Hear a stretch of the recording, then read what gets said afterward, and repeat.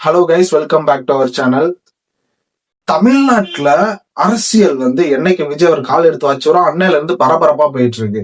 இப்ப இருக்கக்கூடிய மிகப்பெரிய பிரச்சனை என்ன அப்படின்னு பாத்தீங்கன்னா, விஜய் அவர்கள் 108 தொகுதிகள் தான் ஜெயிச்சாரு. இன்னும் 10 தொகுதிகள் தேவை.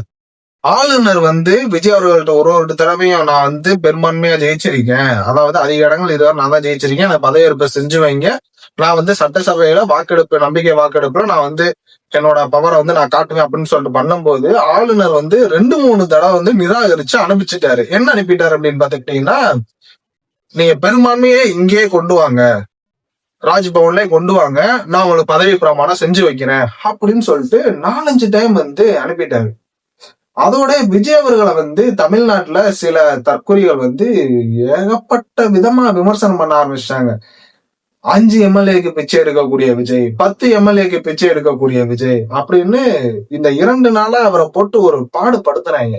சரி, ஓகே ஜீரா, இப்ப அந்த பிரச்சனை சால்வ் ஆயிடுச்சா அப்படின்னு கேட்டீங்கன்னா கிடையாது. ஆனா இப்ப சால்வ் ஆயிடும் அப்படின்ற ஒரு நம்பிக்கை இருக்கு. அதாவது இப்ப வர காங்கிரஸ் 5 சீட்டு கொடுத்தாங்க, 108ல இருந்து 113 ஆச்சு. அதுக்கப்புறம் கம்யூனிஸ்ட் கட்சி, இந்திய கம்யூனிஸ்ட் கட்சி, அவங்க எத்தனை சீட்டு கொடுத்திருக்காங்க அப்படின்னா 2 சீட்டு கொடுத்திருக்காங்க. அதுக்கப்புறம் மார்க்சிஸ்ட் கம்யூனிஸ்ட் அவங்க 2 சீட்டு. இவங்க எல்லாம் இப்ப சேர்ந்து 117 இருக்கு. எனக்கு தெரிஞ்சு இந்த வீடியோ நீங்க மேபி பார்க்கும்போது அந்த பிரச்சனையும் சால்வ் ஆகி, அதாவது விடுதலை சிறுத்தைகள் கட்சி அவர்கள் திருமாவளவன் அவங்க நாளைக்குதான் எங்களோட பதில சொல்லுவோம் அப்படின்னு சொல்லியிருக்காரு. ஆனா இன்னைக்கு கூட அந்த மேஜிக் நடந்து அந்த மேஜிக் நம்பர் 118 அப்படின்ற ஒரு நம்பர் வந்துடலாம்.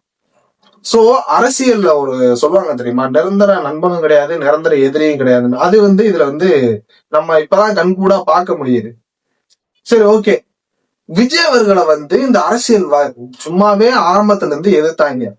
வந்ததுக்கு அப்புறம் ஏகப்பட்ட விமர்சனங்கள் கூத்தாடி அது எதுன்னு சொல்லிட்டு அப்புறம் அதுக்கப்புறமா விஜய் முதல்ல 5 சீட்டு ஜெயிக்க சொல்லுங்க, 10 சீட்டு ஜெயிக்க சொல்லுங்க, அவரோட தொகுதியில அவர் ஜெயிக்க சொல்லுங்க, இப்படி எல்லாம் விமர்சனம் பண்ணவங்க பூரா இன்னைக்கு ஆளை காணும். என்ன பண்ணாங்க, ஏது பண்ணாங்கன்னு தெரியாது. சரி, விமர்சனம் பண்றேல, நீ எந்த கட்சியை சேர்ந்துடா ஆதரவு கொடுத்து விமர்சனம் பண்ற, உன்னோட கருத்தை தான் சொல்லு, நீ யாரு தமிழ்நாட்டுக்கு வந்தாதான் நல்லது பண்ணுவாங்க அப்படின்னு நீ நினைக்கிறீங்க கேட்டா அதுங்க அவங்களுக்கு தெரியாது.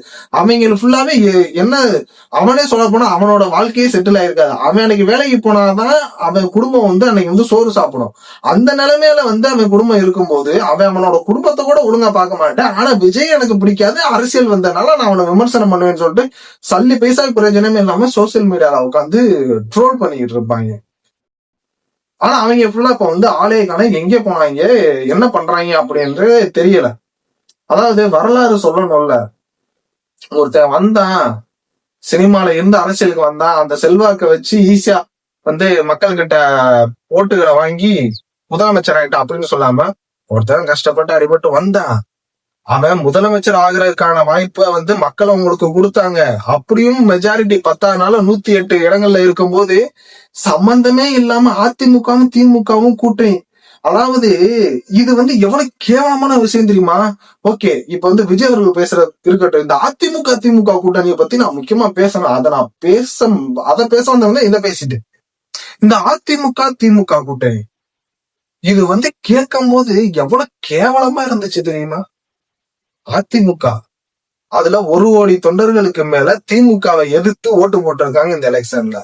திமுக தொண்டர்கள் அதிமுகவை எதிர்த்து கிட்டத்தட்ட 1.25 கோடி தொண்டர்கள் ஓட்டு போட்டிருக்காங்க இதுல, இந்த 2026 சட்டசபையில.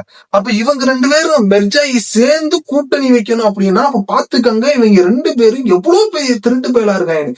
இவங்களுக்கு பதவிதான் முக்கியமே தவிர இங்க உள்ள மக்கள் நீங்க நல்லா இருக்கணும்னு துளியளவு கூட அவங்க நினைக்கவே இல்லை. தன்னோட பதவியை தக்க வச்சுக்கணும்.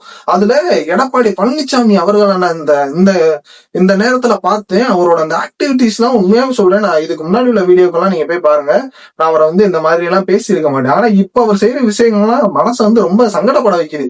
என்னன்னா, நம்ம எவ்வளவோ நல்லவன் நினைச்சோம் இந்த மனுஷன், கோவிட் டயத்துல எல்லாம் சூப்பரா ஆட்சி பண்ணாரு அப்படின்னு நினைச்சோம். ஆனா இவ்வளவு இப்படி செயல்படுறாரு அப்படின்ற மாதிரி மனசு ரொம்ப ரொம்ப சங்கடமா இருந்துச்சு. இவரை போய் நல்ல மனிதன் சொல்லிட்டோமே அப்படின்னு. அந்த அளவுக்கு எங்கிட்டாவது, அதாவது எடப்பாடி அவர்களை முதலே சொன்னாங்க, எடப்பாடி காலை பிடிச்சு கையை பிடிச்சு ஊந்து தவந்து சசிகலா காலில் விழுந்து ஆட்சியை பிடிச்சாங்க அப்படின்னு சொல்லி மத்தவங்க சொல்லுவாங்க. இருந்தாலுமே அவரோட அரசியல் தந்திரமா இருந்து ஏதோ பண்ணி ஆட்சியை பிடிச்சான்னு வச்சுங்களேன். இந்த நேரத்துல எப்படி கூட்டணி வைக்கணும் அப்படின்னு சொல்லி பேச்சுவார்த்தை. இதுல வந்து திமுகவோட ஒரு தலைவர் வந்து சொல்லியிருக்காரு, தாய் கட்சி தானே, நாங்க வந்து தாய் கட்சிக்கே போய்க்கிறோம் அப்படின்னு. நாய் கட்சிடா மயிராண்டி, நாய் கட்சி. அப்ப மக்கள் வந்து 75 வருஷமா 50 வருஷமா உங்களை நம்பி ஓட்டு போட்டனாங்கன்னு முட்டா பயல்களா? 75 வருஷமா திமுக ஓட்டு போட்ட முறை அதிமுக எதிர்த்து போட்டிருக்கான். இது அதிமுக காரன் ஃபுல்லா 50 வருஷமா திமுக எதிர்த்து ஓட்டு போட்டிருக்கான். அப்ப மக்கள் இத்தனை வருஷமா எங்களை முட்டாளாக்கிதானே செஞ்சிருக்கீங்க, முட்டாளாக்கிருக்கீங்க, அது தெரிஞ்ச விஷயம் தான். அதுல வந்து சந்தேகப்படுற ஒண்ணும் இல்ல. அதாவது திமுகல கலைஞர் இருந்தவரை, அதிமுகல அம்மா ஜெயலலிதா இருந்தவரை நேர்மையா இருந்துச்சு மீன்ஸ் எந்த அளவுக்கு கேவலமால அவங்க செயல்படவே மாட்டாங்க. தோத்துட்டான்னு ஓகே, நான் என்னோட அரசியல் பயணத்துல அரசியல்ல வந்து எழுத்து நின்று களத்துல நான் சண்டை போடுறேன். இப்படி குறுக்கு வழி ஐயோ பதவி பேருமே, ஐயோ நம்ம போட்டு நம்ம செஞ்ச ஊழல் அப்புறம் தூக்கி வச்சு உள்ள குத்திடுவாங்க, சரி நம்ம எதிரியா இருந்தாலும் பரவாயில்ல அவன் காலில் போய் விழுந்துருவோம் அப்படின்ற மாதிரி கேவலமா செயல்பட மாட்டாங்க. ஆனா அப்படிப்பட்ட தலைவர்கள் இருந்த கட்சி இப்ப எந்த நிலைமைக்கு போய் இருக்குன்னு பாருங்க. இல்ல விஜய் அவர்கள் அரசியல் வந்ததெல்லாம் இந்த 75 வருஷம் இந்த பவள விழா கண்ட கட்சி எல்லாம் பதறி போய் கிடக்கு. இன்னைக்கு ஒண்ணுமே இல்லாம போயிட்டாங்க. ஸ்டாலின் அவர்களை குளத்தூர்லயே இப்படி ஸ்லைஸ் பண்ணிட்டு போயிட்டாரு மனுஷன். அவர் ஒத்த பண்ணாப்ல ஸ்டாலின், இங்க வந்து விஜயபாபு வந்து இப்படி 2 கையில இப்படி பண்ணிட்டு போயிட்டாரு. அவர் செய்யற பார்த்தா அப்படியே நோஞ்சாம தான் செய்வார், அப்படி செஞ்சு விட்டு போயிட்டாப்ல. சோ இந்த அளவுக்கு அவங்க கட்சிக்குள்ளே ஒழுங்கான ஸ்ட்ராங்கான ஒரு என்ன சொல்றது ஒரு ரிலேஷன்ஷிப் இல்ல, மக்கள் கிட்ட நம்பிக்கை இல்ல. அதனாலதான் கிட்டத்தட்ட 1.25 கோடி பேரு அவங்களோட ஓட்டை வந்து மாத்தி போட்டிருக்காங்க. மேபி இந்த எலெக்ஷன்ல இப்ப விஜய் அவர்களுக்கு இன்னும் ஆதரவு வரல, நான் சுத்தமா வரல. மேபி திருமாவளவன் ஆதரவு கொடுத்து 118 ஆகி ஆட்சியை பிடிக்கிறதுக்கான வாய்ப்பு இருக்கு. ஆளுநர்னு சொல்லிட்டாரு. இன்னும் ஒருத்தவங்களோட ஆதரவு கடிதத்தை மட்டும் என்கிட்ட கொண்டு வந்து கொடுங்க, சமர்ப்பிங்க, நான் உங்களுக்கு பதவி பிரமாணம் செஞ்சு வைக்கிறேன் அப்படின்னு சொல்லிட்டாரு ஆளுநர். ஓகே, மேபி எனக்கு வந்து இந்த விஜய் அவர்கள் இந்த நேரத்துல ஆட்சியை பிடிக்கும். விஜய் அவர்கள் இல்ல, இந்த நேரத்துல புதுசா ஒருத்தவே வந்து இப்படி ஸ்ட்ரகிள் பண்ணாலும் நான் இந்த இடத்துல இப்படிதான் நின்று பேசிக்கிட்டு இருப்பேன். ஏன்னா தமிழ்நாட்டுல திமுக அதிமுக தவிர வேற கட்சிகளே இல்லையா, வேற எவனுமே வரவே கூடாதா? 50-75 வருஷமா நீங்க போட்டுதான் இங்க அடிக்கணுமா? வேற ஒருத்தன் வந்து மக்கள் கிட்ட வந்து நல்ல பேர் எடுத்து ஆட்சியில வந்து உட்காந்து அவனை அங்கேயும் போக விடாம உனக்கு கேவலமா செயல்பட்டுக்கிட்டு இருக்கீங்க. சோ எனக்கு ஒண்ணு மட்டும் தெரியுது, மேபி இவருக்கு இன்னும் ஒரு சீட்டும் விஜய் அவர்களுக்கு ஒரு சீட்டு வந்து ஆதரவு கொடுத்து கண்டிப்பா வந்துரும். ஒரு கட்சி வந்துட்டாலே ஆட்டோமேட்டிக்கா எடுத்து வந்துருவாங்க. மேபி முதலமைச்சர் ஆயிட்டாருன்னு வச்சுக்கோங்களேன். அதை நம்ம சொல்லுவாங்க கூட்டணியே இல்லைன்னு சொல்லிட்டு இப்படி வந்து கேவலமா செயல்பட்டுக்கிட்டு இருக்காரு அப்படின்னு சொல்லுவாங்க. இவங்களை வந்து கடைசி வரை திருத்த முடியாது. ஆனா இது வர பண்ண அந்த ஊழல் லிஸ்டெல்லாம் ரெடி பண்ணி வச்சிருக்காங்களாப்பா. திமுகலையும் சரி அதிமுகலையும் சரி பெரிய பெரிய தலைகள், நிறைய தலைகள் இருக்கு திமுக அதிமுக. அந்த பழைய காலத்து தலைவர்கள், அதாவது மூத்த தலைவர்கள்னு அவங்க சொல்லுவாங்க. அவங்க பண்ண ஊழல் பட்டியலை ஃபுல்லா ஆல்ரெடி அண்ணாமலை பிஜேபியில இருந்து அண்ணாமலை தலைவர் அவர் வந்து ரெடி பண்ணி வச்சிருக்காப்ல. இவரும் ரெடி பண்ணிட்டு இருக்காங்களாம். ரெடி பண்ணிட்டு ஆட்சிக்கு வந்த உடனே அவங்கள ஃபுல்லா போட்டு எண்ணெய் சட்டியில போட்டு அப்பளம் மாதிரி பொறிச்சு அப்பளத்தை நொறுக்கி குப்பையில போடுறதான் ஒரு வேலையாவே வச்சு ஒரு பிளானாவே இருக்காங்களாம். சோ அப்படி மாட்டிடக்கூடாது. அப்படி இருந்தா இந்த மாதிரி கேவலமான முடிவுகள்லாம் எடுத்தாங்க அதிமுக திமுக. அதாவது எங்கிட்ட ஸ்டாலின் அவர்களோட தலைமையில திமுக எம்எல்ஏ புறம் பிடிச்சி வச்சிருக்காங்க, எங்கிட்ட அதிமுக தலைமையில இது அதிமுக எம்எல்ஏக்களை ஃபுல்லா பாண்டிச்சேரி கூட்டு போயிட்டாங்க. ரீசன் என்ன அப்படின்னு கேட்டீங்கன்னா, சென்னையில வெயில் அதிகமா இருக்கு, அதனால பாண்டிச்சேரி போயிட்டாங்க. என்னப்பா அது, சரி இருக்கட்டும். அதனால இந்த மாதிரி புடிச்சு வச்சிருக்காங்க.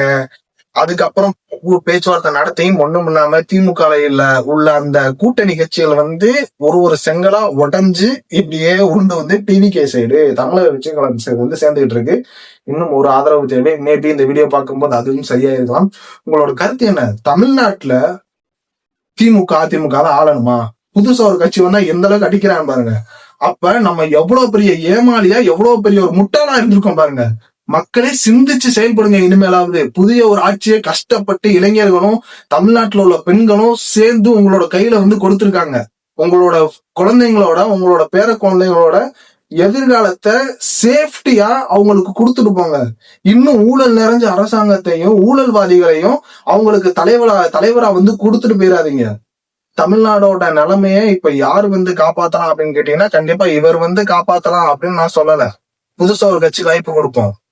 திமுக அதிமுக நிறைய ஊழல் பண்ணிட்டு போயிட்டாங்க. அந்த ஊழல் இருந்து தப்பிக்கிறதுக்கு தான் இவங்க 2 பேரும் கூட்டணி எல்லாம் வைக்கலாம்னு சொல்லி பேசிட்டு இருந்தாங்க. உங்களோட கருத்து என்ன அப்படின்றத இந்த வீடியோக்களை கமெண்ட் பண்ணுங்க.